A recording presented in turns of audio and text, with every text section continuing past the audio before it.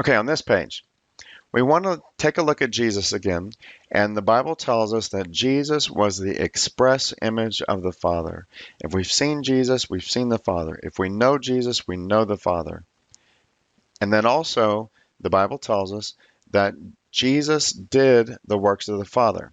Okay, and so what this means for us is we can compare Yahweh, his character, his nature, his deeds, and his teaching. We compare all of that to Jesus because Jesus revealed the Father.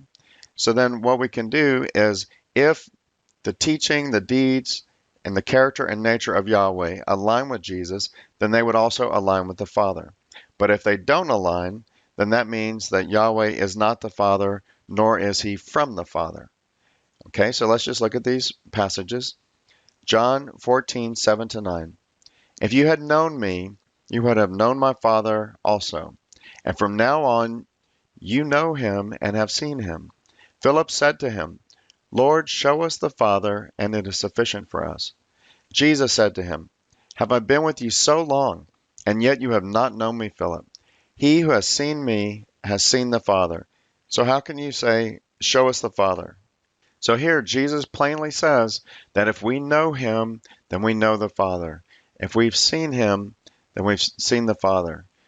Twice he said that. All right, so we need to think about Yahweh. We want to think about what are the things that he did in the Exodus? What were the things that Yahweh taught? And do they match Jesus' character and Jesus' deeds? Again, in Hebrews 1:3, Jesus, who being the brightness of his Father's glory and the express image of his Father's person, and upholding all things by the word of his power, when he had by himself purged our sins, sat down at the right hand of the Majesty on high. So here again, Jesus is the brightness of our Father's glory, and he is the express image, the exact representation. He is the character of the Father live in person. Again, in Colossians 1:15, he, Jesus, is the image of the invisible God, the firstborn over all creation. All right, so when we think back to the first two teachings, when we went through all the plagues of the Exodus, we saw that all of these things were evil.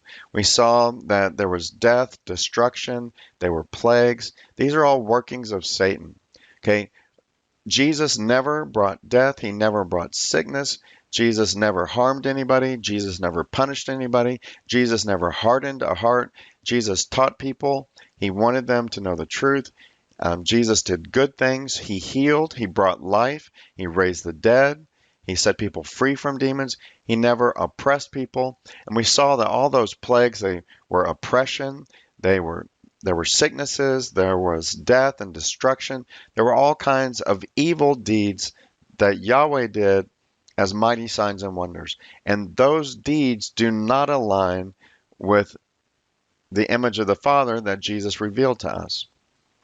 Okay, we see in John 10:10, it's the thief who is Satan does not come except to steal and to kill and to destroy. I have come that they may have life and that they may have it more abundantly. All right, so the thief, it is so clear. Jesus said so himself, the thief, he's the one who came stealing, killing, and destroying. When we look at the plagues that Yahweh did against Egypt, there was death and destruction.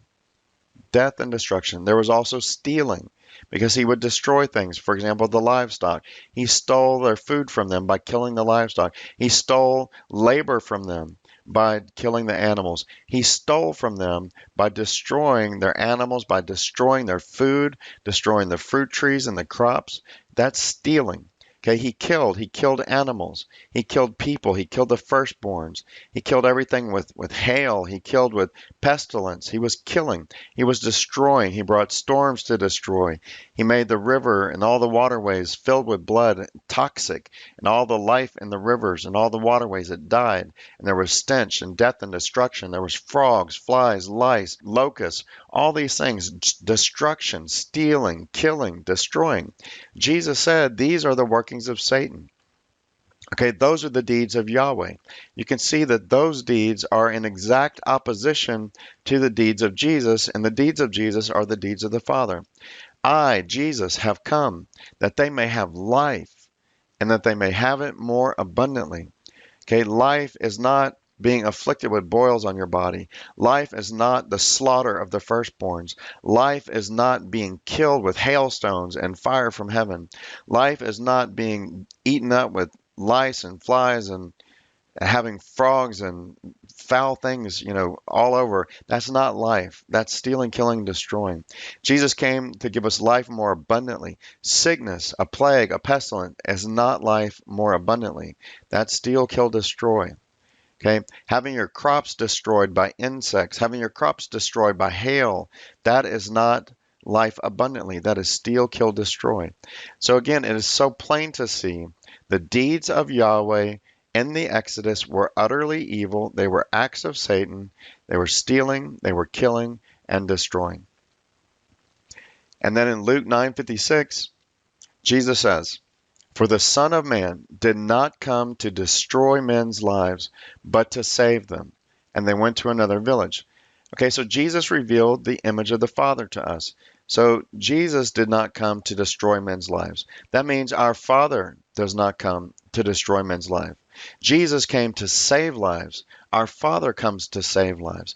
Jesus did not come to destroy lives. That means he would not be slaughtering firstborns. That means he would not be raining down hailstones to kill everything that's out in the field. That means he would not bring pestilence to steal, kill, and destroy. Okay? He comes to save life. All the works of Jesus and the Father are life-giving. The works that Yahweh did, they were steal, kill, and destroy. They were destruction of life. Jesus and our Father, they bring salvation of life. They bring deliverance. Okay, so there's a stark opposition of the works of Yahweh in the Exodus relative to what Jesus revealed to us about the Father. I did not come to destroy. I came to save. That means the Father does not come to destroy, but the Father, he comes to save.